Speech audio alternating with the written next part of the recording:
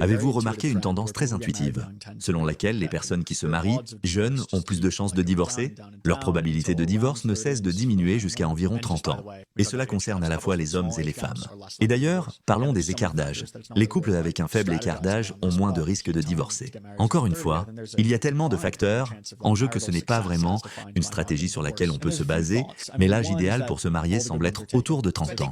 Ensuite, les chances de succès marital, définies comme le fait de ne pas divorcer, diminuent.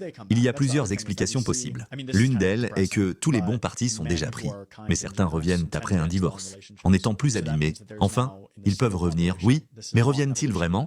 Un autre point, un peu déprimant, c'est que les hommes gentils et généreux ont tendance à être engagés dans des relations longues. Cela signifie qu'au sein de la population des célibataires, il y a une pression constante qui élimine progressivement ces hommes du marché des rencontres. Chaque année, il y en a donc de moins en moins, car de plus en plus d'entre eux sont pris dans des relations sérieuses.